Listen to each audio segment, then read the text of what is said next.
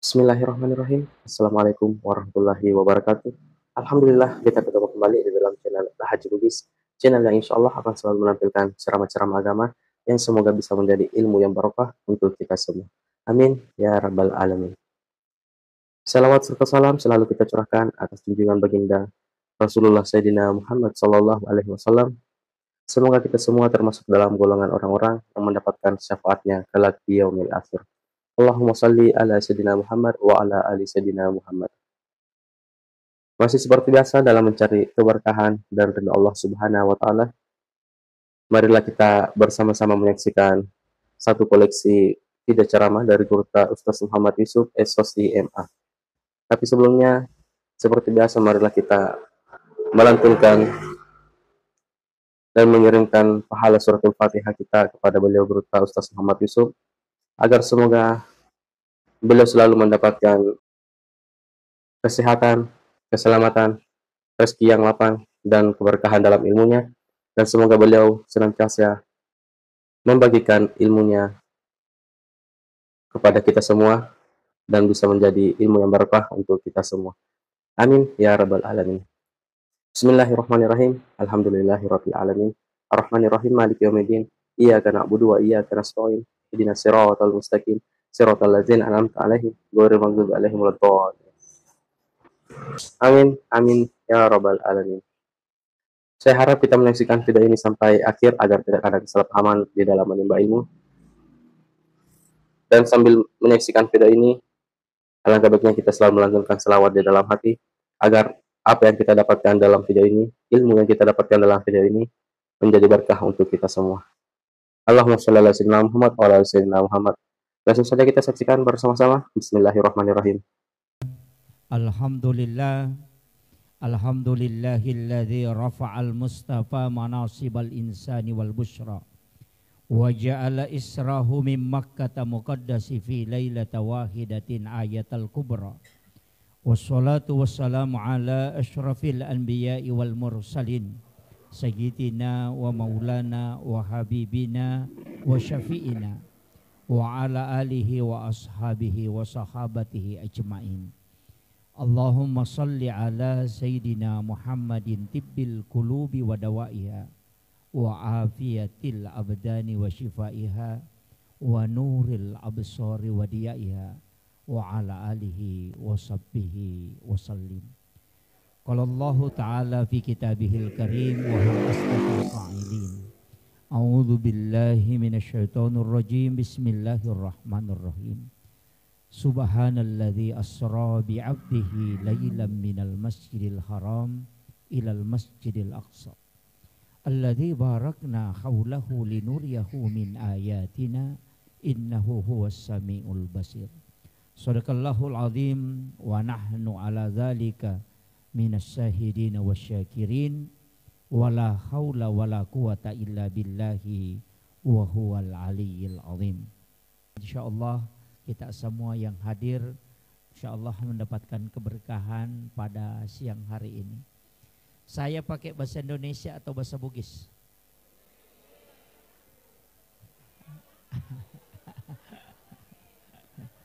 Campur-campur. Oh iya.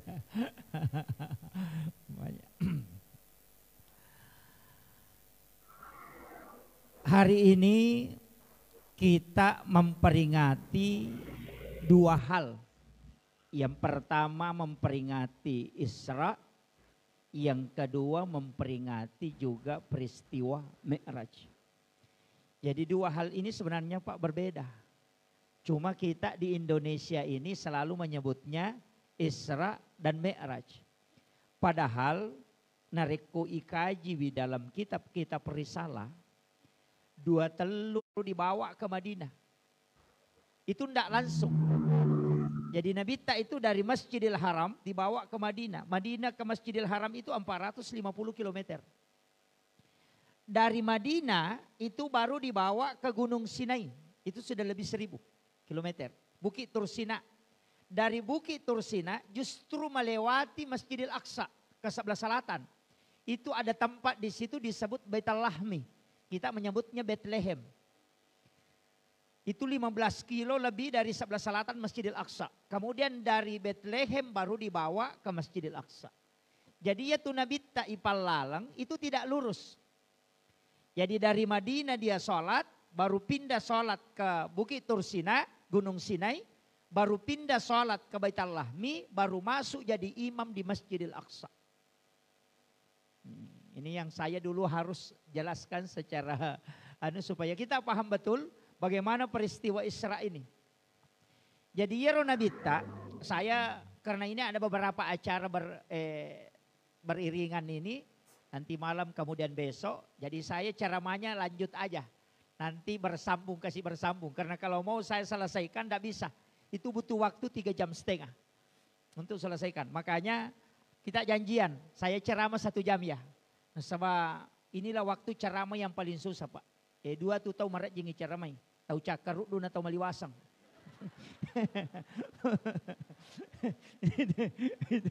Iya. Nah pas saat ini orang waktunya tidur. Kita disunahkan tidur itu sesudah sholat duhur. Untuk mengistirahatkan tubuh. Jadi sesibuk apapun kita kerja, mestinya di duhur itu kita istirahat sejenak untuk jangan menganiaya diri. Iya, jadi komatanga nggak macerama nang kamatinro dek merigagah.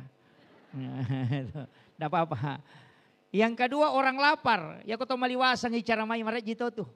Nah ini juga waktu makan, makanya sedapat mungkin insya Allah mudah-mudahan kabarakah waditala. Saya dicurut tadi suruh ke anak campur-campur. Begini, Nabi itu sebelum dibawa itu dibelah. Kemudian diambil jantungnya. Kemudian dimasukkan ke dalam bejana. Kemudian air sam-sam lah yang diambil oleh malaikat. Kemudian itu 2 istilah Pak. Kalau dalam tasawuf, saya ngaji tasawuf itu tidak pernah ulama sufi itu mengatakan dibersihkan. Enggak. Hanya mengatakan diberikan hikmah. Nah sebab iro atinna nabita dan nama carepa. Jadi ya komakadaki ibisai atinna nabita berarti itu simbolnya Nabi itu hatinya kotor. Padahal nabita itu sungguh bersih, suci hatinya. Sehingga maka dia tahu pandrita pa hikmah, iro nabita hanya di-upgrade. Itu istilahnya lai tambahi wi hikmah. Tapi kalau dalam tasawuf, dalam ma'rifat itu beda. Makanya ulama kita itu Pak terbagi. Ada ulama fikih, ada ulama tauhid, ada ulama hikmah, ada ulama tasawuf. Itu berbeda. Jadi itu agamanya tak bagi. Jangan digabung ini nanti. Jadi masalah itu Pak. Ulama fikih disebut fuqaha. Iya kok ulama tauhid disebut murabbi. Kalau ulama tasawuf disebut mursyid. Si salah. Jadi kalau ulama fikih disebut kajian Islam. Kalau ulama tauhid disebut kajian iman. Kalau ulama tasawuf disebut kajian ihsan. Makanya di sini ada kualitas iman dan takwa. Oh ini berat Pak. Temanya gampang tapi susah. Iya. Kelihatan gampang itu Pak. Baru apalagi menuju ujungnya. Rahmatan lil alamin. Wah itu paling berat itu. Iya. Di semuanya sangi rahmatan lil alamin. Mahkamah selokku risinin na alangnya. Ini denak kama selokku selangnya. Denak kama selokku 01. Denak kama selokku 02. Tapi rahmatan lil alamin. Itu berat Pak. Makanya nanti saya akan kaitkan itu mudah-mudahan. Ini tema yang cukup berat ini Pak. Makanya kalau dalam ulama hakikat di tingkat ma'rifat itu beda. Jadi nak kau pikir maka dia ipacingi. Ia kau ahli hikmah maka dia diberikan ditambah hikmah. Ia kau ahli tareka tidak. Agak nasang. Air sam-sam yang ingin dimuliakan oleh Allah. Jadi ia roe sam-sam melo ilai pancaji pak burah. Meloti pancaji baraka sehingga ia lengi kesempatan menyentuh kalbunya Rasulullah. Itu kalau dalam tasawuf. Dia mengambil contoh lain. Saya menjelaskan dalam konteks lain. Hajar Aswad, kita sering yang pernah umrah, pernah haji, itu pasti pernah menciumnya kalau punya kesempatan. Hajar Aswad itu adalah batu putih, walaupun nanti disebut aswad kan. Sebenarnya itu batu putih dari surga. Cuma marepa mina bau tawe kemudian resonansi dosa itu pindah menjadi hitam. Makanya disebut Hajar Aswad. Ya kokui ilmu hikmah bahwa Hajar Aswad itu adalah simbol tangan Allah yang ada di muka bumi. Makanya siapa yang menciumnya itu sama hikmahnya ketika dia mencium tangan Allah. Nah, itu kalau di hikmah. Tapi Hajar Aswad itu Pak Bu tidak mulia seandainya Rasulullah tidak pernah menciumnya. Nah, apakah Hajar Aswad mulia sehingga Nabi menciumnya? Tidak. Hanya Hajar Aswad yang ingin dimuliakan sehingga Allah menyuruh Nabi menciumnya. Tak paham nih? Jadi sebalikannya, jadi ya Nabi tak bawi Hajar Aswad bukan karena batu itu mulia, cuma melo milai muliakan sehingga disuruh Nabi tak bawi. Sama dengan tadi air Sam-Sam. Air Sam-Sam itu ingin dijadikan obat oleh Allah sehingga dia diberi kesempatan menyentuh kalbunya Rasulullah. Sehingga air Sam-Sam itu bisa menjadi obat. Karena dia pernah menyentuh kalbu Rasulullah. Jadi itu kalau kita ngaji ke tasawufnya. Tapi kalau ada yang tidak sepakat ya silakan. Saya kan penceramah. Jadi penceramah itu seperti di warung. Angka sayur, angka tempe, angka tahu, angka ikan, angka manu. Ini menibawa ke kami talah. Iya, kumeki manre manu, etale romanu, tapi aja tersalah kange romalai tempe. Penceramah juga gitu, keluarkan ini pendapat, ada pendapat begini, mau sepakat tidak sepakat, tugas saya sudah menyampaikan. Saya kenapa menyampaikan banyak versi supaya dia nanti mapangewang. Apa yang itu tahu mapangewa cede ini sang, apa yang dia pada nisang, apa salah nih? Nah, kan begitu. Kalau dia banyak tahu, tidak mudah menyalahkan. Kenapa ulama kita seperti Profesor Dr. Quraisyab tidak mudah menyalahkan? Karena ilmunya luas. Iya. Pada mina reko kendaraan, ya koto apaan sami oto tak ipasalamana ngoto liang sisa na napake matu nasa makanja tu je pale. Itu sama aja dengan calon legislatif si presiden itu karena gabung di 01 pokoknya 01 dunia akhirat. Oh ya. Yang gabung 02 insya Allah berkah. Yang gabung 03 mari kita menjayakan. Iya semua teriak. Tapi aja lalu tak pengewang. Apa ini itu misangi dan nisangi. Ini penting saya kasih tahu Pak. Kita dukung 01 dia nisangi, ini misangi. Apa ngewangi si babali bola tadi itu nisangi. Malagay ki si babali bola tadi itu nisangi. Menre iman caji presiden, dek tona leja bola tak na selesai jabatan na. Kan begitu? Iya. Masa kita mau mati-matian? Memilih pemimpin itu adalah perintah agama dan istihara adalah jalan terbaik. Tapi ketika kita sudah istiharakan yang kita pilih kemudian tidak naik, jangan bermasalah karena Allah mentakdirkan segala sesuatu. Itu aja kuncinya Pak. Kita tidak dimintai nanti kenapa tidak naik. Cuma kita dimintai apakah engkau sudah istihara sebelum memilih pemimpin. Itu aja. Iya. Jabatan itu 5 tahun ya Pak Bu. Persaudaraan, persahabatan, kekeluargaan itu selamanya. Jangan sampai mengorbankan jabatan orang yang dapat gaji, ini si bombe, jangan mati itu. Iya kan? Saya itu prinsipnya beda Pak. Ulama kita itu kan begitu. Kenapa para ulama itu tenang, tidak pernah stres? Karena kuncinya cuma satu Pak. Dia menerima yang Allah takdirkan, kemudian dia selalu menghadapkan kepada Allah segala urusannya, selesai. Ya, maka dia ko 01 menrek makanya negara, ya ko 02 menrek makanya negara. Sejak kapan kita titip Indonesia ini kepada 2 orang? Mestinya kita titip kepada Allah. Nanti dia yang kasih hidayah. Itu aja kuncinya. Saya itu Pak enggak usah pusing Bu. Kalau sudah mencoblos selesai. Iya kan? Iya. Sama jadi rumah kalau sudah mencoblos selesai. Nah itu langsung ibu-ibu mengerti itu. Iya. Iya.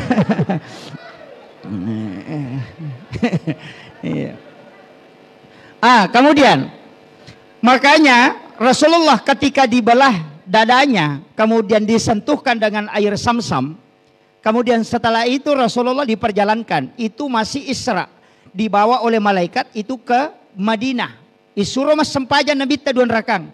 Selesai sholat itu baru Nabi bertanya, "Hai Jibril, tempat apa ini? Kenapa saya disuruh sholat di sini?" Malaikat Jibril mengatakan, ini adalah Madinah. Kelak engkau akan berhijrah di tempat ini. Jadi Nabi itu sudah tahu. Makanya ketika ke Madinah itu Nabi tidak kesasar. Karena dia sudah lihat rutenya. Yang kedua setelah itu diantar lagi oleh malaikat ke Gunung Sinai. Disuruh lagi sholat sama Jibril. Nabi sholat 2 rakaat. Selesai salam baru bertanya, tempat apa ini Jibril? Malaikat Jibril mengatakan, disinilah Nabi Musa menerima wahyu. Wa kallamallahu Musa taklima. Disinilah Nabi Musa berbicara langsung dengan Allah. Dan di situ ada berkah. Setelah itu Nabi dibawa ke Baitul Lahmi. Kemudian disuruh sholat. Pura mas sempajan Nabi tak makutana. Onrongage Jibril. Malaikat Jibril mengatakan, disinilah Isa bin Maryam dilahirkan. Setelah itu baru dikasih masuk ke Masjidil Aqsa. Dan Nabi menjadi imam. Makmumnya adalah seluruh Nabi dan Rasul yang telah wafat. Termasuk ada 2 Nabi yang tidak wafat itu. Yang pertama adalah Nabiullah Isa alaihissalam. Itu tidak wafat karena langsung diangkat ke langit. Nanti akan turun. Ya'ti bi akhir zamani min ummati. Kata Nabi. Yansilu Isa bin Maryam min manaratil baydha. Jadi Nabi Isa itu akan turun dari manaratil baydha. Dalam satu riwayat dikatakan masih basah rambutnya. Dan akan sholat Jumat bersama dengan Imam Mahdi. Nah, makanya Nabi sholat dan dia menjadi imam. Ini isyarat Pak. Dan ini yang banyak saya bantah penceramah. Bahwa sholat itu sudah ada sebelum Nabi Mi'raj. Kan kami mana sampai jatuh? Kan Nabi sholat di Madinah. Nabi sholat di Gunung Sinai. Nabi sholat di Baitul Lahmi. Nabi sholat di Masjidil Aqsa. Bahkan menjadi imam. Jadi jangan katakan nanti ada sholat setelah Nabi pulang dari Mi'raj. Tidak. Nabi Zakaria itu sholat. Kita buka di dalam Al-Quran. Kullama dahala alaiha Zakaria al-mihrab wajada indaha rizqan. Qala ya Maryam anna laki hadza. Qalat huwa min indillah. Innallaha yarzuqu man yasha bighairi hisab. Hunalika da'a Zakaria rabba wa huwa. Makanya di situ wa huwa qaimun yusalli fil mihrab. Coba. Ketika dia berdiri sholat di dalam mihrabnya. Padahal Nabi belum diutus ini. Ini Nabi Zakaria Bu. Maryam sholat. Nabi Isa ketika ditanya. Dia mengatakan saya diutus oleh Allah. Untuk memerintahkan sholat dan zakat. Coba. Makanya sholat itu sudah ada. Bukan ibadah baru. Itu ibadah lama. Cuma ulama kita. Tidak ada yang berani memastikan. Model sholat sebelum Nabi Mi'raj. Maka modelnya, engkau maka hanya berdiri menyembah, engkau maka hanya duduk menyembah, engkau maka hanya menghadap kepada Allah kemudian tunduk, dia sudah menyembah. Ya natu ampai Nabi Isa diikuti oleh kaumnya. Ya koma sompai makelomi. Di dalam nyanyian itu dia memuji kepada Allah. Disitulah dianggap dia sholat. Bagaimana dengan Nabi Musa? Mereka rupana, tapi untuk sempajat tadi, angka sujudna, angka rokokna ada itidalnya. Kenapa? 7 gerakan sholat itu semua gerakan sholat malaikat di setiap tingkatan langit. Makanya pitu langi nola nabita, pitu to rupan negara kasampajang. Dan itulah yang diminta oleh Rasulullah. Makanya kau kata mas sampajak dia na sujud na rokok, dia na letuk sampajana tuh. Pak dia tidak melintasi langit. Ini yang banyak nanti keliru memahami. Kemudian saya ambil bahasa sederhananya. Nasabak Nabi menceji imam. Kemudian Rasulullah naik ke langit pertama. Itu ketemu Nabi Adam. Jadi penghuni langit pertama itu Nabi Adam. Magi Nabi nasi runtuk Nabi Adam. Kenapa Rasulullah itu disuruh ketemu Nabi Adam? Padahal Nabi Adam ini tidak terlalu istimewa Pak. Sebenarnya hikmahnya, kalau kita tarik di kalam hikmah itu Nabi Adam, Nabi yang dari surga Pak dilemparkan ke bumi. Terima kasih yang telah menyaksikan video ini sampai di menit ini. Yang belum subscribe, silahkan di subscribe. Dan yang sudah subscribe, terima kasih banyak. Semoga Allah membalas kebaikan teman-teman semua dengan rezeki yang melimpah. Amin. Ya Rabbal Alamin. Jangan lupa bagikan video ini kepada orang-orang di sekitar kita dan di media sosial kita. Agar apa yang kita dapatkan dalam video ini, ilmu yang kita dapatkan dalam video ini, insya Allah bermanfaat bagi orang-orang di sekitar kita. Dari jabatan yang paling tinggi itu turun ke bawah. Makanya Nabi itu disuruh bersilaturahmi ketemu untuk menggembirakan hatinya Nabi Adam. Makanya bapak-bapak ini hikmahnya. Kalau ada kepala dinas menjadi rakyat biasa, datangi rumahnya, bersilaturahmi dengan dia. Magai karena itu pasti gundah gulana. Caleg dia terpilih datang ke rumahnya. Iya. Iya, kenapa? Karena orang seperti itu pasti bermasalah perasaannya. obati dia, tenangkan dia, berikan semangat, berikan motivasi sehingga dia tenang. Orang yang paling dia sukai suruh dia bersilaturahmi dengan dia supaya itu hilang. Iya. Ya kong pejabat pak, kepala desa mancaji cama, ndak usah datang. Karena gembira gitu. Atau kepala sekolah jadi kepala dinas, wait senang gitu, biar ndak datang. Dan sebenarnya saya tidak pernah sepakat sampai hari ini dan insya Allah ke depan. Tidak pernah sepakat kalau ada orang mendapatkan jabatan kemudian dia syukuran. Itu dalam tasawuf, hal itu luar biasa pak. Murka betul itu. Jadi kalau lolongan jabatan aja tersyukuran. Kapan kita syukuran? Nanti kalau sudah dipecat.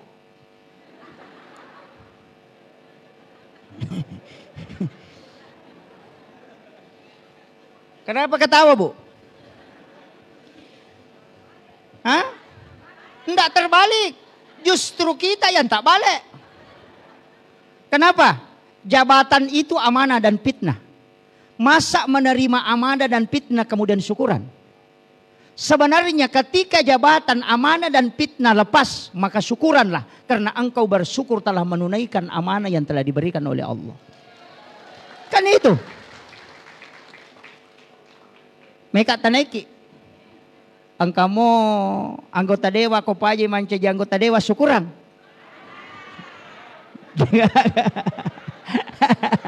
Iya. Makanya kalau kita ngaji tasawuf itu lihat belakangnya pak. Di tasawuf itu selalu melihat kebalikannya. Sama aja dengan foto caleg. Kalau lihat foto caleg dari depan itu kelihatan cantik. Tapi coba lihat dari belakang. Sama aja dengan jabatan. Di balik jabatan yang mungkin ada rezeki kita dapatkan di situ. Tapi lihat dari belakang. Amanah dan tanggung jawab di belakang hari itu luar biasa pak. Sayyidina Ali pernah mengatakan ketika dilantik menjadi khalifah. Seandainya ini bukan karena amanah umat. Maka justru sangat lebih mulia liur anjing daripada jabatanku. Magai ketika ditanya dia mengatakan liur anjing ketika menetes di tanah itu tidak pernah dimintai pertanggungjawaban oleh Allah. Tapi saya setiap napas dan langkahku akan dimintai pertanggungjawaban di hadapan Allah kelak. Itu berat pak. Dek nama gampat tuh. Cuma sekarang susah. Makanya di tasawuf itu selalu kebalikannya pak. Mana yang kita syukuri, kenyang atau lapar? Hah? Kenyang?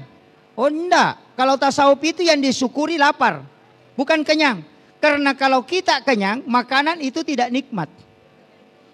Nanti nikmat makanan ketika kita lapar dan haus. Makanya orang buka puasa, air putih itu sangat lezat. Kenapa? Karena kita sangat haus. Maka nikmatilah, syukurilah lapar dan haus. Karena dari situ kenikmatan akan muncul. Kan begitu. Oh kalau dipekaji dalam tasawufnya. Makanya kalau tasawuf selalu kebalikannya. Sama di bab tasawuf itu pak tidak ada kikir. Kajian tasawuf itu tidak ada bab kikir. Yang ada dalam tasawuf itu bab tamak. Sitongan ada itu gak tahu maseke. Ya kung kataw makada seke payano. Tanya itu maseke. Iko magala milaw. Iya. Betul bu. Soalnya tidak ada orang kikir. Saya pernah tanyakan ke mursyid kami, kenapa di bab tasawuf tidak ada kikir? Dia mengatakan rezeki itu ada dua, dicukupkan dan dilebihkan. Tidak ada orang yang kurang rezekinya. Makanya jangan minta, tapi kau bersedekahlah. Makanya kau kata makan maseke ya, no, alin itu magalak milaw, aja negara tilaw tanah dia nama seke. Gitu. Iya. Makanya itu selalu kebalikannya. Biasa kau nggak tahu diteraktir di warung sama anggotanya sama letinya langsung na posting. Alhamdulillah. Hari ini dapat rezeki diteraktir sama sahabat terbaik. Langsung na komeyawa. Piak melo siya tiyacang. Ternyata we melo yacang alena malasati Pak Denioli. Kan begitu. Iya. Kadang-kadang kan begitu Pak. Kita yang sakit, orang yang kita salahkan. Nah begitu. Jadi yang kata mita dece nama susah pa penadinge, ini itu malasa. Ternyata lawi kata orang pergi umrah, sudah selesai tawaf, mapoto-poto, alhamdulillah bisa melihat Baitullah secara langsung. Sepi ada pita-pita siya itu. De na pita-pitangi, tahu ya, le na mapat dia, tidak nak kena duit na. Ya kan? Ini kan jadi masalah. Makanya dalam kehidupan itu selalu ibda binafsi, kembali ke diri kita. Jangan salahkan dulu orang. Nah, begitu, itu aja kuncinya Pak. Tapi mega metode tuh ketani tahu. Cedek-cedek maposting, cedek-cedek maposting. Indo Facebook. Iya. Nah, sama nang urusan na tahu asa mapat diwatang yano ko Jakarta, pura na buwas sepeda yano ko Papua, mapat diisi na yano ko Jupandang, padahal kay laki na jamba-jamba deniseng.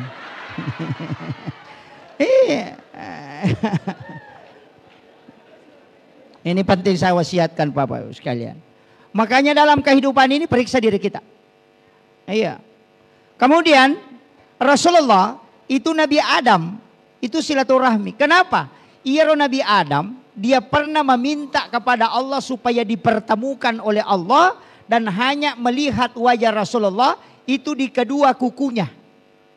Jadi Nabi Adam pura nita Nabi ta'okomi kedua kanukunna. Dia melihat di kukunya. Karena dia memohon kepada Allah, saya ingin melihat wajahnya. Cucuku yang kelak nanti akan lahir dan engkau rahmati. Maka itu dia melihat wajah Rasulullah. Disuruh mempertemukan dua kukunya itu. Dengan membaca marhaban bika ya habibi qurrata aini ya Rasulullah. Inilah yang dalam satu riwayat dijelaskan walaupun ada yang mengatakan hadis ini lemah. Ada yang mengatakan hadis ini dhaif. Terlepas dari situ saya tetap mengamalkan. Termasuk guru ta Profesor Dr. Pariwajadi itu mengamalkan itu. Karena ulama-ulama kita yang kuat membaca kitab itu menemukan. Bahwa siapa yang ketika azan dikumandangkan. Ya kok bangi tahu nah baca asyhadu anna Muhammadar Rasulullah, pertemukan kedua kuku ibu jari, kemudian cium ke hidung, kemudian baca itu usapkan ke mata 3 kali. Itu orang tidak akan buta matanya hingga dia meninggal. Ya kociaki maka kacamata ya rota baca. Itu ketika azan. Ketika muazzin mengatakan asyhadu anna Muhammadar Rasulullah, kita baca itu marhaban bika ya habibi qurrata aini ya Rasulullah. Kalau tidak hafal bisa kita baca raditu billahi rabba wa bil islami dina wa bi Muhammadin nabiyya wa rasula. Ya kalau tidak bisa lagi pakai yang kedua, lebih baik air wudu. Pada saat membasuh muka yang kedua bukan yang pertama, yang kedua dan ketiga jangan tutup mata, buka. Insya Allah itu untuk memperkuat pandangan. Ya, jadi aja tatutu imatata komak julu mata ki. Tapi basuhan kedua dan ketiga. Kalau masih tidak bisa, nanti kalau mengaji temukan ayat di dalam Al-Quran yang ada kalimat Sami'un Basir. Kita singgah meletakkan kedua ibu jari di ayat itu. Kemudian masukkan ke langit-langit baru usapkan ke mata sambil baca sholawat. Baru tarik ke belakang ke ujung kuping telinga baru tekan. Nanti berdengung sedikit baru baca la haula wala quwata illa billah. Dena buta matana yaitu teh detona mataru-taru nali sulori pamasena pong Allah Ta'ala. Itu berkahnya itu. Ya kode mau patulay pakai yang keempat. Loki masuk roh kacamata.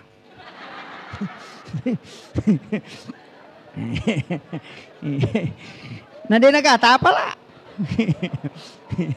Itu yang paling gampang. Hanya dalam agama ini sebenarnya Pak sudah ada obat. Allah itu menurunkan beberapa obat. Termasuk air Sam-Sam itu obat. Air hujan itu juga obat. Satu-satunya air yang dijamin halal dan berkah itu adalah air hujan yang ditada langsung menggunakan mulut. Jadi kalau hujan itu pasti menganga itu. Kemudian baca ayat kursi, kemudian basmalah, kemudian minum itu. Yang masuk saja ke dalam mulut. Makanya orang Arab itu kalau hujan itu pasti keluar. Karena air yang dijamin masih berkah dan tidak ada campurannya, itu air hujan langsung. Itu diturunkan oleh Allah. Dan itu obat Pak. Makanya kalau kita tidak bisa pakai tada langsung aja dari langit. Jangan dari ujung atap. Ya kita tada langsung menggunakan wadah yang tidak pernah dipakai. Utamanya kalau malam Jumat bacakan ayat kursi 41 kali. Kalau ada anak lambat berpikir, lambat menghafal, kasih minum. Insya Allah itu dimudahkan. Iya. Tapi dibacakan ayat kursi 41 kali. Ayat kursi Bu ya, bukan surah Yasin. Ada jamaah saya itu saya kasih tahu bilang ayat kursi. Nah sebuah dua ngasopati bacangi. Makanya nasangi surah Yasin nga kapatapuluh sidi. Iya, ayat kursi itu 41 kali. Tapi ada air juga, itu air hujan juga di bulan 4. Itu ada di hadisnya Imam Daruqutni, namanya air Al-Quran. Air hujan yang turun di bulan Nisan. Itu bulan April. Ini kan sudah masuk Februari, nanti Maret, April, bulan 4 nanti Bu. Kalau hujan turun di bulan 4, tada langsung ke air hujan. Malam apapun, yang penting bulan 4 ini nanti. Tada langsung bacakan suratul Fatihah 70 kali. Surah Al-Ikhlas, Al-Falak, An-Nas, Al-Kafirun, dan ayat kursi. Itu masing-masing 70 kali. Baru minum selama 7 hari. Kalau kita punya penyakit, dokter sudah angkat tangan, suruh minum itu. Nabi berwasiat, siapa yang meminum air Al-Quran ketika penyakitnya tidak bisa sembuh, tidak ada tabib yang bisa menyembuhkan. Yang kedua, kalau tidak punya keturunan, kalau ada orang tidak ada anaknya, suruh minum selama 7 hari suami istri. Setiap pagi saja dengan sore. Nanti itu belum cukup 7 hari, itu sudah ada isyarat. Kalau dia bermimpi melihat anak perempuan dia gendong atau dia bawa anak perempuan atau didatangi anak perempuan, suruh cari anak perempuan dia pelihara baru dikasih keturunan. Tapi kalau dia melihat anak laki-laki, suruh pelihara anak laki-laki. Tapi kalau dia melihat menggendong bayi kemudian hilang, berarti itu ditakdirkan tidak punya keturunan selamanya. Itu isyarat langsung. Itu menggunakan air Al-Quran. Air Al-Quran itu adalah air hujan di bulan 4 yang disebut Rasulullah sebagai bulan Nisan. Tapi itu diminum. Itu untuk menghindari penyakit juga Bu. Insya Allah. Kalau orang kena penyakit kanker, nah dokter sudah angkat tangan, suruh minum itu. Tapi kentara itu, jangan langsung diminum dulu. Kalau dibikin, sudah didoakan, kasih masuk di botol aqua. Baru lihat. Kalau dia tidak berubah warnanya, berarti ada surahnya yang kurang. Kalau dia kayak ada minyak, itu kalau dikeadu begini kayak ada minyak, itu berarti suratul Fatihah yang kurang. Tapi kalau dia sempurna betul kita baca, itu lebih bening daripada air aqua. Bapak Ibu simpang sampai 10 tahun, itu tidak berlumut. Itu kehebatannya itu air Al-Quran itu. Orang tidak bisa kenali bilang ini air hujan. Itu kalau dia lihat. Karena kenapa? Air yang sudah didoakan itu berubah. Bahkan kalau kita ada cahaya yang kita doakan, kita bisa melihat itu perubahan warnanya. Air hujan kan itu agak kekuning-kuningan. Itu hilang menjadi bening. Itu kalau sambil dibacakan itu. Saya beberapa kali gunakan air itu. Apalagi nanti ini mungkin dapat Ramadan. Iya. Tapi bulan 4 itu pasti hujan Bu. Karena hujan di bulan 4 itu hujan memang obat. Nah, makanya Allah sudah turunkan itu. Termasuk air Sam-Sam obat, air Al-Quran itu, air hujan dimasuk itu tadi adalah obat. Kemudian ada beberapa itu memang yang jadi obat. Dan tapi kita tidak pakai. Termasuk saya kemarin dikasih tahu oleh salah seorang profesor dari kesehatan. Kalau ada orang ada benjolan, itu biasa di leher atau di depan sini ada benjolan. Dia mengatakan tidak usah operasi. Setiap bangun pagi, masukkan jari telunjuk atau ibu jari itu di dalam langit-langit. Tapi usahakan kaki jangan menempel di lantai. Jadi kita usahakan menempel, bisa kita duduk. Atau kita duduk mengangkat, yang penting tidak menempel di lantai kaki, telapak kaki. Kemudian usapkan ke situ. Lakukan 3 kali setiap pagi selama 40 hari, itu hilang sendiri. Karena saya punya benjolan dulu itu di leher. Dan saya lakukan, itu tidak cukup 40 hari. Hanya 20 hari lebih itu hilang. Dan sampai sekarang sudah tidak muncul. Karena saya dulu katakan, saya harus kayaknya mau dioperasi. Dia mengatakan jangan, kalau benjolan seperti itu jangan. Cukup pakai air langit-langit. Tapi kuncinya itu tadi, jangan menempel kakimu ketika engkau usapkan. Dan setiap pagi lakukan saja. 40 hari dia bilang itu akan hilang. Walaupun besar akan hilang. Itu obatnya Pak luar biasa. Kita sebenarnya dikasih obat itu. Dan saya sudah buktikan itu. Dulu saya tidak percaya awalnya. Kok bisa ludah yang kasih hilang. Ini sudah lama. Saya masih di pesantren dulu sudah ada. Ternyata bisa. Itu tanpa operasi. Itu hebatnya itu Pak Bu. Itu berkah. Dan itu dokter yang temukan. Banyak Pak, banyak. Obat-obat itu banyak. Doa-doa itu di dalam Al-Quran itu banyak. Doa-doa di dalam hadis itu banyak. Sebenarnya cuma kadang kita tidak pakai. Lebih percaya dukun daripada Pak Imam. Jadi masalah. Kemudian saya wasiatkan begini. Sebenarnya Rasulullah Itu kan begini, kita ambil simpelnya aja. Sebenarnya Rasulullah kan menerima sholat Pak Bu. Yang dia terima itu kalau bacaan sempurna kan tidak. Karena ada beberapa bacaan itu yang kita temukan nanti Rasulullah melaksanakan sholat beberapa tahun baru muncul bacaan-bacaan. Termasuk Allahu Akbar kabira, Sami Allahu liman hamidah menjadi Rabbana lakal ham. Itu kan berubah semua. Dan itu bukan di Isra Mi'raj. Tapi saya kasih tahu begini. Satu kunci ibadah memang Pak yang tidak boleh ditinggalkan. Dan tidak bisa diwakilkan. Itu cuma sholat. Makanya Nabi itu bukan dikasih. Dikirimi. Tapi memang datang menjemput. Karena memang tidak bisa diwakilkan. Jadi Pak Kasiwet dia dapat diwakili itu sempajang. Ya kok haji kan bisa. Bapak Ibu kalau punya uang dan nomor kursinya sudah dapat. Nah tidak bisa karena umurnya sudah tua, tidak mampu lagi, itu bisa dihajikan. Kita tidak berangkat tapi dapat pahala haji. Itu namanya badal. Itu bisa. Puasa. Itu bisa tidak dilakukan kalau misalnya sakit. Dan itu bisa diganti. Apa penggantinya? Diganti dengan fidyah. Kita meninggal, ada puasa tidak selesai. Anak kita yang puasakan, namanya qadha puasa. Tapi bukan sakit sembarang buat, jangan salah Pak. Wah sakit kakiku ini, tidak bisa puasa. Wah jadi masalah itu. Kemudian yang lain zakat, anak kita boleh bayarkan. Kurban, anak kita boleh mengkurbankan. Tapi sholat itu tidak bisa. Siapapun dia tidak bisa. Ya kena buat dingin Pak menyamai. Podak balak kaya maka dalono mak balu ya pemasan pejaloro kedua petuju ko cicang. Iya, tidak bisa. Tidak bisa. Dan makanya ketika kita tinggalkan. Walaupun sholat sudah ditetapkan waktunya. Kalau kita tidak lakukan mesti diganti. Namanya qadha. Mesti. Makanya kalau kita sholat maghrib di waktu isya. Jangan bilang adaan. Parah itu Pak. Makanya dari sini saya selalu sepakat kenapa mesti ada niat. Imam Syafi'i itu. Adakah mengatakan tidak usah. Kalau anda mengatakan tidak usah. Kalau kita sudah mau berangkat itu niat. Ya jadi masalah juga itu Pak. Mestinya memang kita berniat. Kalaupun tidak dilapaskan tidak masalah. Karena memang ada dua. Ada yang dilapaskan, ada yang tidak. Bagi yang was-was silahkan lapaskan. Yang tidak was-was nanti takbir di situ kita niatkan. Makanya tidak dilapaskan. Makanya ada yang at-talaffuz bin niyah. At-talaffuz bin niyah itu sebelum takbir. Yang baca usolli farda salat itu kan sebelum takbir. Tapi yang memasukkan dalam takbir pada saat mengatakan Allah. Ketika dia mengatakan di situ dia berniat. Usolli farda salati duhur bakal mustaqbilal qiblati. Di situ dia dalam hatinya tidak dilepaskan, itu yang terbaik menurut Syafi'i. Niat dimasukkan dalam lapas takbir. Tapi kalau orang tidak lancar, masalah juga itu. Allahu Akbar. Masalah itu. Jadi menjadi masalah. Makanya orang pakai itu Allahu Akbar. Ada yang pakai karena di situ dia niatnya dalam hati. Tapi kalau tidak bisa pakai sebelumnya. Nanti setelah itu baru Allahu Akbar. Itu tidak masalah, dua-duanya boleh. Ada juga dari rumahnya jalan langsung belum balik Allahu Akbar. Wih. Apakah salah? Tidak salah karena itu yang dipakai Imam Malik. Tapi apakah Imam Malik prinsipnya sama dengan kita? Belum tentu. Kadang kita ikuti Imam Malik karena begitu caranya. Imam Malik itu berwudu di rumahnya. Dan tidak pernah mengangkat kepalanya ketika dia jalan. Dia tunduk dan tidak lepas dari zikir.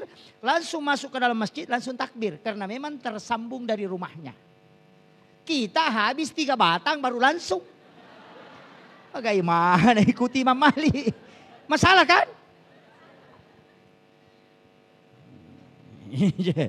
Saya sederhana aja Pak. Makanya kalau kita sholat bukan waktunya, makanya tidak pakai adaan kan. Ada juga mengatakan adaan itu kan sendiri. Bukan, adaan itu bahasa Arab. Kalau mengatakan adaan pada waktunya. Kalau qadhaan bukan waktunya. Jadi usolli pada sholatil maghrib salasar rakaat mustaqbilal qiblati adaan. Ya kalau dikerjakan pada waktu maghrib. Tapi ya kok isa man itu masa pajak maghribi?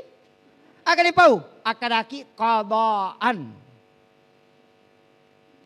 Sholli pada sholatil maghrib salasar rakaat mustaqbilal qiblati qadhaan lillahi ta'ala. Karena tanyana wattuna. Kan begitu. Maka wade apa sama basara ya bicara rogi bawan ni. Karena bani wakate masa pajak maghribi telun rakang. Ko bani seujami karena puang Allah Ta'ala Allahu Akbar. Ya ko makan malampe mo pipa poncoki bani makan masa pajak maghribi tapi isa bani puang Allahu Akbar. Mau patisangnya rumah salah tonga nih. Maka tonga kunru ya tuh. Iya, yang penting tidak dimasukkan dalam takbir. Tapi sebelumnya. Karena sholat itu diawali dengan takbir, ditutup dengan salam. Kalau dia di sebelum takbir itu boleh pakai bahasa Bugis. Tapi ketika dimasukkan dalam takbir berlapas itu tidak boleh. Nah, hanya ada dua itu. Makiro. Kemudian yang kedua, agi baca di doa iftitah. Kita baca mana mau toh? Sholat sunnah, sholat fardu semua ada iftitahnya. Kecuali ada satu sholat itu biasa orang tidak pakaikan iftitah. Kega? Sholat miftahul lail. Yang di Muhammadiyah itu dipakai biasa kalau Ramadan. Sebelum sholat tarawih itu yang dipakai. Tidak pakai iftitah dan tidak pakai surah. Hanya langsung pakai Fatihah baru langsung ruku. Itu sholat pemanasan. Ada di Muhammadiyah itu dipakai. Karena itu dikerjakan Nabi ketika baru bangun untuk sholat tahajud. Nah, gitu. Tapi itu tidak masyhur. Kemudian, kakak sempaja makomiro. Silakan kerjakan. Bu. Kalau saya itu sholat tidak mudah memang. Dia nama gampang. Nah sebab telu agami pakanjaki, peringerang, baca, gerakan. Kan tiga toh. Makanjai peringerangnya ya lupai bacaan. Ipakanjaki bacaan ya lupai kada senrakan nih. Begitu, makanya lebih aman sholat berjamaah. Kan itu kuncinya. Kalau berjamaah tidak tanggung-tanggung sendiri. Kalau sholat sendiri, wow masalah itu Pak. Kalau berjamaah kan aman. Dan orang yang berjamaah ada pahala khusus jamaah. Makanya disebut afdalus sholati. Sholatul jamaah itu afdalu min sholatil pasti bisa bi'usrina darajah. Jadi sholat berjamaah itu lebih afdal daripada sholat sendiri. Walaupun nanti kalau dalam tasawuf mengatakan jangan sholat karena mengejar derajatnya. Terlalu rendah. Sholat karena mengejar rahmat Allah. Nah sebab dega agak tahu tamas suruh karena sebab amalakna. Pamasena mipong Allah Ta'ala. Tapi dari mana rahmat Allah? Pasti dari penghambaan. Kita makiro. Jadi ya kau mak berjamaah itu ya coba nih. Coba nih lo mak berjamaah. Posisi paling bagus yang pertama imam. Oh besar pahalanya Pak Imam. Kenapa? Semua pahala jamaah itu dia dapatkan. Tanpa dikurangi jamaah. Makanya jadi imam itu mantap Pak. Tapi hati-hati juga. Kalau salah semua di belakang dia tanggung. Jangan coba-coba. Iyalah. Jadi bagi imam itu dia mendapatkan pahala sholatnya dan seluruh jamaahnya juga itu terhitung mendapatkan untuk dia diberikan hadiah. Tapi ketika dia masalah itu semua dapat. Makanya saya sering sampaikan ini yang tidak ada Pak. Di Turki itu ada. Namanya pendidikan untuk imam. Di Indonesia ini yang tidak ada. Mestinya anak-anak yang sekolah di pondok tahfizul Quran yang mau menjadi imam itu diutus. Apakah ke Mekah atau ke Madinah atau ke Mesir untuk mengambil sanad hafalan Fatihah. Di imam-imam yang memang bersanad hafalannya. Makanya Bapak kalau ada yang imam di sini nanti kalau pergi umrah kasih tahu pembimbingnya antar saya ke imam-imam masjid yang ada di luar kota Mekah itu. Di sekitaran itu. Kalau karena tidak bisa kalau tembus ke imam Masjidil Haram. Minta supaya ditalakikan suratul Fatihah. Itu supaya bersanad. Nah, nanti kalau jadi imam itu sudah tersambung Pak. Ini jadi masalah kalau tidak. Kan banyak imam begitu. Pokoknya didorong saja. Apalagi kalau di kampung-kampung. Megalado. Sebab iya imamnya jama-jama mate. Pak mate pinapang katolay. Iya. Susah sekali itu. Prinsip saya begitu Pak. Tampak yang paling bagus imam. Yang kedua. Itu yang di belakangnya imam 7 orang. Itu paling bagus itu. Karena itu nanti yang langsung pertama ditanya itu. Tapi tempat itu tidak mudah. Nah sebab siap menggantikan imam. Itu sih nebet-nebet talok kurta-pelok kurta-tuk. Allahu Akbar. Salah imam itu maka kami. Karena dia mengerti. Yang 7 di belakang imam. Setelah itu ambil saf kanan. Itu yang didoakan oleh para malaikat. Makanya posisi yang paling bagus itu saf pertama di belakang imam. Kemudian yang di sebelah kanan. Disebut ashabul yamin. Bukan kiri Pak. Walaupun saf pertama, tapi yang di sebelah kanan itu lebih istimewa.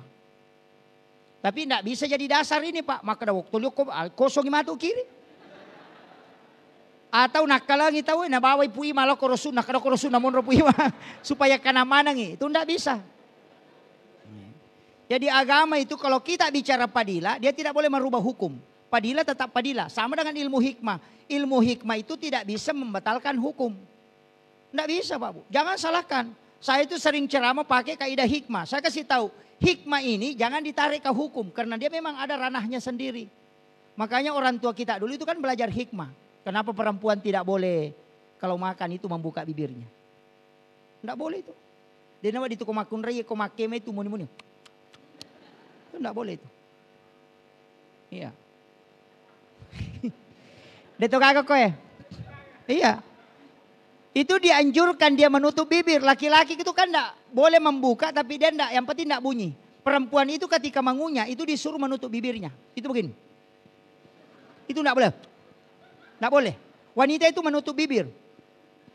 Kenapa? Supaya suaminya pengantin baru setiap malam. Apa nih? Depa. Iya roti muria se nama kunre ye kota tutu iko manre namu iya ro ya wai tatutu to.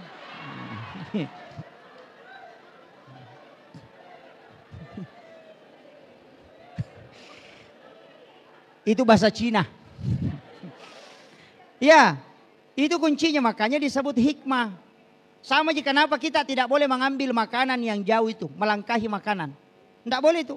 Makanya Rasulullah kan kalau kita makan itu salah satu sunnahnya itu. Tidak boleh melangkahi makanan. Iya kau balik ke yolot. Karena biasa ada begitu. Ada ikan di sini, di sana ada ayam. Itu menyeberang tangannya begini. Kayak eskapator. Itu tidak boleh. Makanya orang Bugis itu ketika ada tamunya itu dia pakai baki. Supaya itu bisa diputar. Untuk menghindari itu. Karena pasti malu meminta. Karena jatuh talengak. Tidak. Kalau kita di keluarga biar tidak pakai baki. Karena bisa kita minta. Talengak itu. Tapi kalau tamu itu dia pakai baki. Makanya dia mengatakan mapakiadai. Karena di situ hikmahnya. Ini tidak sembarang itu. Kenapa kita dilarang melangkahi itu? Memang orang yang tidak melangkahi makanan kalau dia makan, Pak, itu rezekinya dia na urus inang kapoleh. Tahu memang tepat tujuan ngang idale. Tapi kalau dia melangkahi, namun urus umarajito na lolongan. Itu kuncinya. Makanya dari dulu itu kalau hikmah pasti larinya ke pemali. Jangan ke makada pemali berarti itu ilmu hikmah. Kalau dia mengatakan makruh berarti itu masuk ke hukum. Beda Pak, larangan pemali itu bukan larangan bahwa berdosa ketika dilakukan, tidak. Cuma ada dampaknya ke kehidupan dunia. Makanya disebut pemali. Itu istilah yang paling sederhana. Walaupun nanti ada yang tidak sepakat. Yang hanya kajian pikirnya toh itu pasti tidak pakai. Karena ilmu hikmah itu lain. Termasuk sandar di daun pintu itu tidak boleh.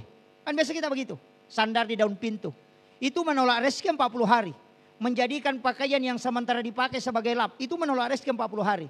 Ada dalilnya. Kita bisa buka. Kitabnya Imam Sarnuji dalam kitab Ta'limu Ta'lim itu ada. Ada Pak, ulama-ulama dulu itu sudah mengajarkan kitab itu. Atau kita bisa buka, ada kitab itu Kansun Najwa Surur, itu kitab pedagang. Kansun Najwa Surur yang menulis itu Sayyid Abdul Hamid Al-Qudsi.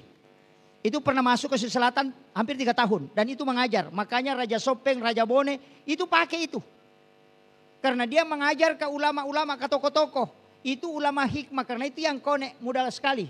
Makanya biasa itu saya ceramahkan kenapa kuenya orang Bugis itu namanya pun itu sebenarnya Islami. Cuma karena maka domiti mutaidi sehingga berubah. Barongko itu kan dari kata baroka. Suwalla dari kata solawat. Pasok dari kata pasolli li rabbika wanhar. Al-katiris sholah maka dikatiri salah. Kan begitu.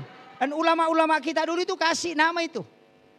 Cuma ini maka doti mutai. Maka dia baroka maka dia barongko. Iya.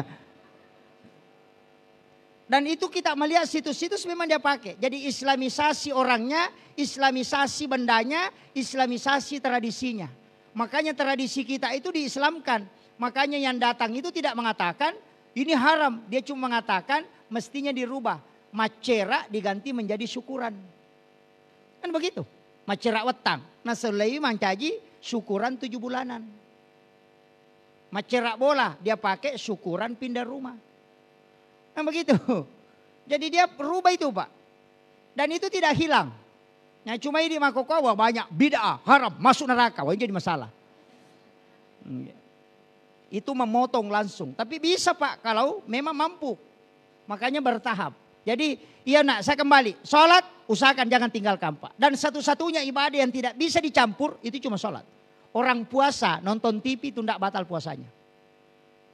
Tapi orang sholat nonton TV pasti batal. Iya. Makanya satu-satunya ibadah, degaga ibadah wak dinapigo teko na jami cuma sempajang. Enggak ada, enggak bisa dicampur. Iya ko pampuasa ite na boto, angka papuasa pa boto. Matangangi mapuasa na boto angka. Tapi degaga pas sempajak boto. Kuma sempajangi. Angka ke Allahu Akbar. Degaga.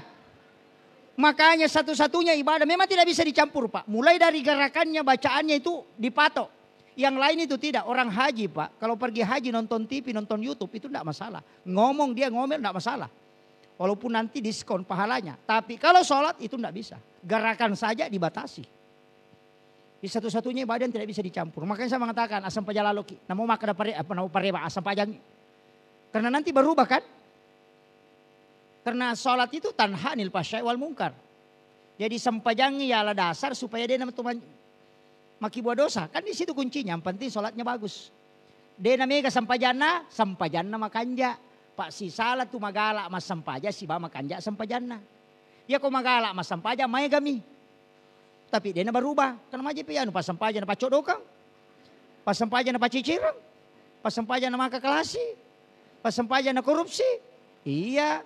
Maya kami sampajana tapi dia nama kanja sampajana. Karena ada namanya as-salat anil gafla, as-salati ma'al yaqda, as-salati ma'al hudur. Ia kau makanja ika husyuan na salat maka pasti berubah akhlaknya menjadi baik. Tapi ia kau dia nama kanja kehusyuannya tidak berubah akhlaknya. Jadi khusyuk itu yang akan merubah akhlak. Jadi kalau kita mau mendapatkan ini rahmatan lil alamin, mesti salatnya dulu diperbaiki. Dari sisi apa? Bukan saja dari bacaan tapi juga dari ingatan. Apa talumi pedicing itu? Pekanjaki baca. Nah tidak bisa khusyuk Pak. Kalau gerakan mau dikasih pakai khusyuk tidak bisa. Allahu Akbar. Tidak bisa. Memang kalbu yang harus dikoneksikan. Makanya bagaimana caranya? Ini yang terakhir ini. Anta'budallah ka'annaka tarahu. Sampai pumu pada komunitas. Kalau tidak bisa. Fa'ilam takun tarahu. Fa'innahu yaraka. Yakin saja bahwa dia melihat kamu. Itu yang paling gampang. Makanya kalau sholat tidak usah naik ke atas. Tidak usah Allah. Karena dia begitu. Kalau tidak bisa. Karena dia yang pakai itu Pak. Pakai dasar as-sholatu mi'rajul mu'minin. Ia sampajangnya mi'rajah atau mentepai. Jadi kalau dia sholat mi'raj naik. Jadi Allah. Naik itu nanti sampai di hadapan Allah Akbar. Ada yang pakai itu. Tapi kalau tidak bisa.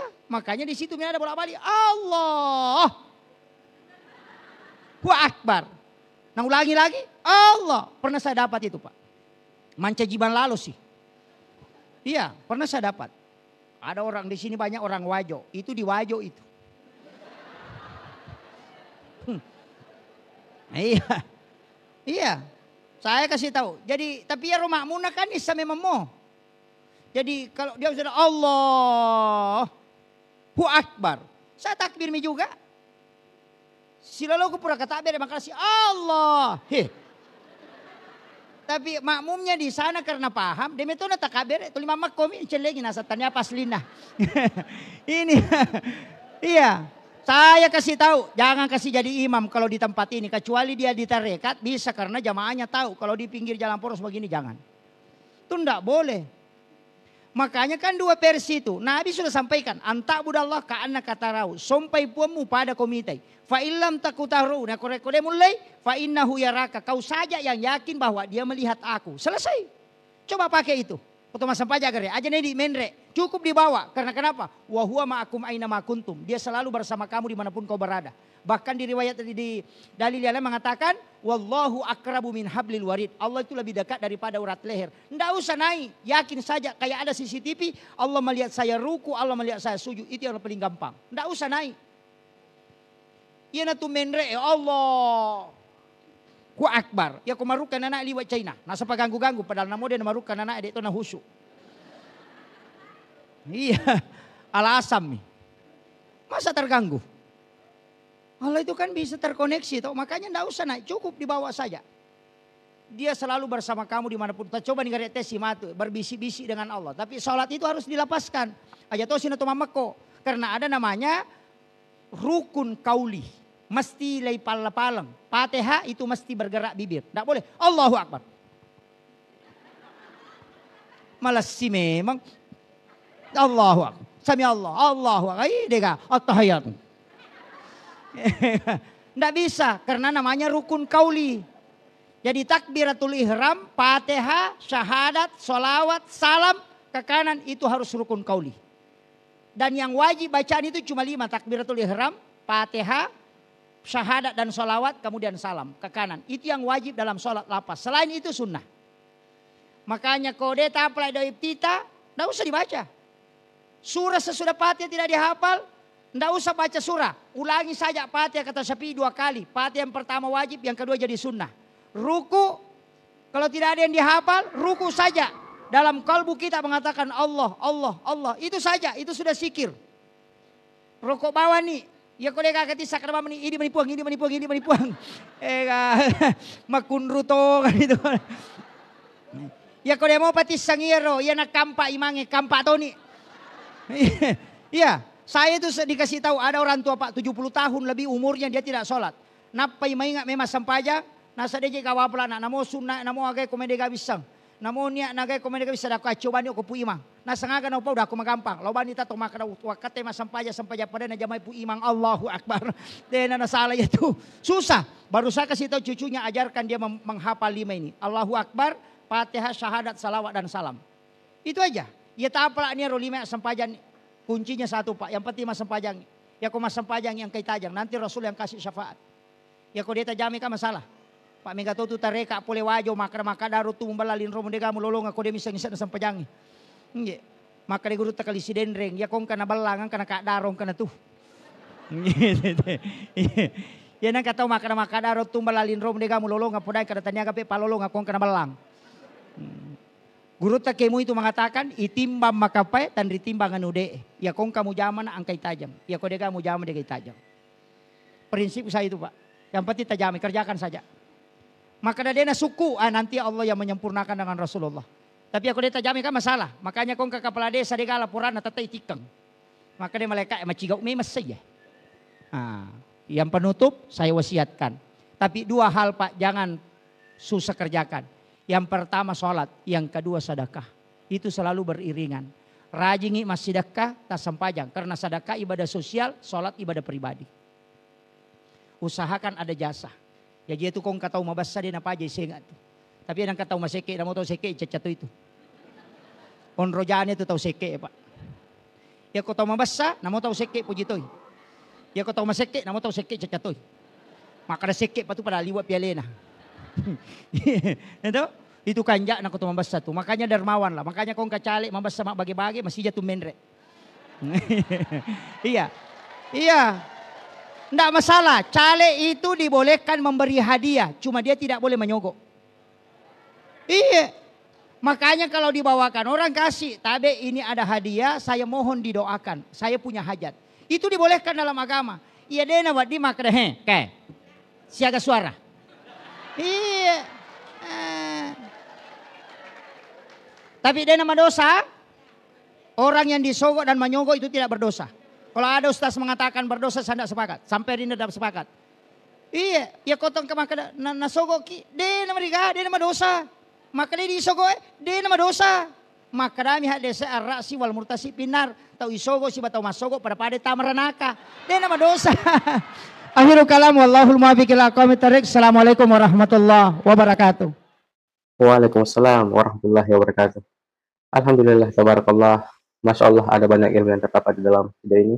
Ada banyak hikmah yang insya Allah bisa kita petik. Dan ada banyak amalan yang insya Allah bisa kita amalkan. Semoga bermanfaat untuk kita semua. Khususnya kepada diri saya sendiri dan keluarga. Sampai jumpa di video selanjutnya. Akhirul kalam. Hasbunallah ni'mal wakil. Ni'mal mawla wa ni'mal nasir. Semua salam. Assalamualaikum warahmatullahi wabarakatuh.